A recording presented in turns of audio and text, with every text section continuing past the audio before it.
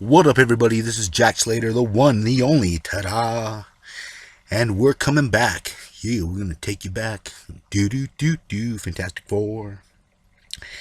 And the search for Crystal continues.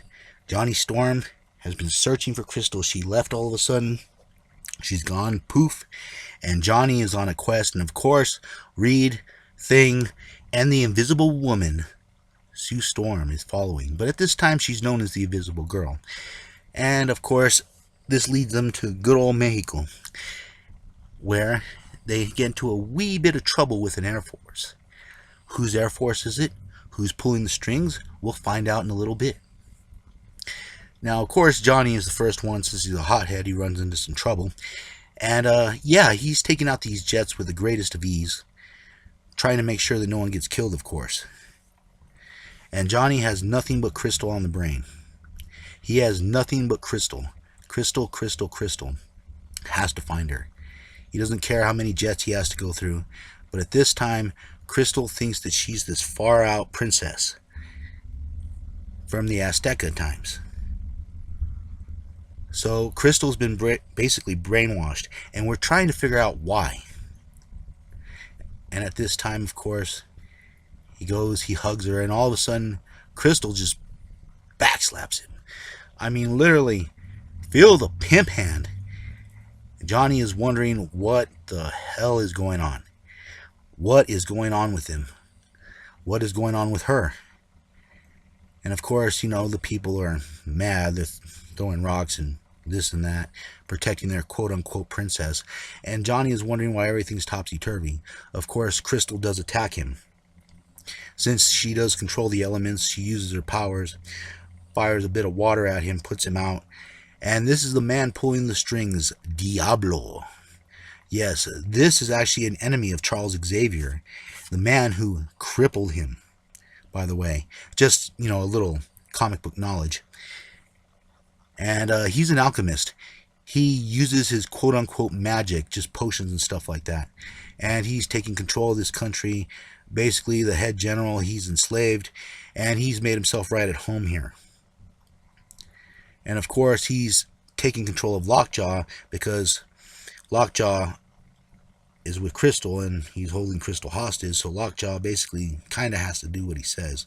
Johnny Storm shows up, of course, gets into a fight with him, and he is prepared because he has Crystal on his side. Fires another blast at him, but this time Johnny burns his way out of it. Flame on, basically. Now, Diablo is sort of on the run. He has to figure out what to do now.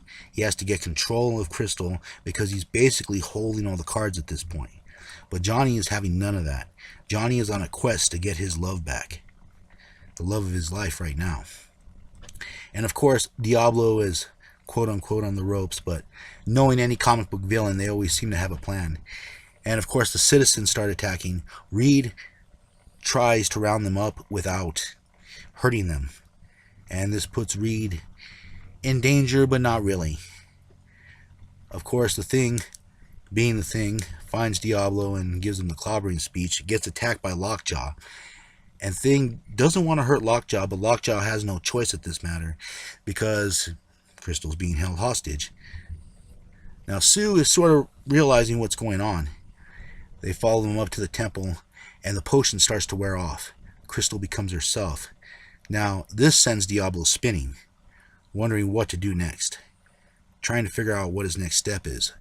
But just like any comic book villain, he just got caught. And the general, of course, turns against him. His potion, his take over your mind potion, goes shattering against the wall. Now, this leaves Diablo out in the fringes, trying to figure out what exactly to do. He can't really regroup. The Fantastic Four is on him. And the Fantastic Four heads up the temple. Of course, Reed, Johnny, and Sue. And they're wondering what exactly happened to Diablo as it explodes. Is Diablo dead? Well, most supervillains, it's just a sign that their base exploded and they usually went out the back door. Hint, hint. Of course, Thing. He gives a little saying. Crystal and Johnny are back together. And, of course, with true love's kiss. Is it over? No. there's a little side adventure in this. A little something something. Thing gets teleported with Lockjaw into an alternate reality, or so he thinks. All of a sudden, he's in England in the times of Sherlock Holmes. A pistol comes out of nowhere and hits Lockjaw. Thing, regrouping, wondering what happened to this faithful pooch, goes out and hits the bad guy. And it ends up being a mechanized version of Reed. And of course, Thing does what Thing does, and he starts ripping things apart, trying to figure out what exactly is going on. And, you know, if there's not a door, he might as well go ahead and make one. And all of a sudden, he's in Avalon in King Arthur times, where of course Reed is there. And all these knights and everything are attacking him. He bashes his way through that, opens the door, and all of a sudden, he's in the Old West, where quote-unquote Wyatt Earp is. Of course, Thing, trying to battle his way out, falls through a hole, falls all the way down, is in a force field. And staring at him is another Thing. Now, Ben is wondering what exactly is going on, but this isn't Ben. This is actually Reed. Reed explains when they went up into the ship, the radiation turned him into the rock monster. And the Fantastic Four became the Fantastic Three. And Ben ended up getting Sue.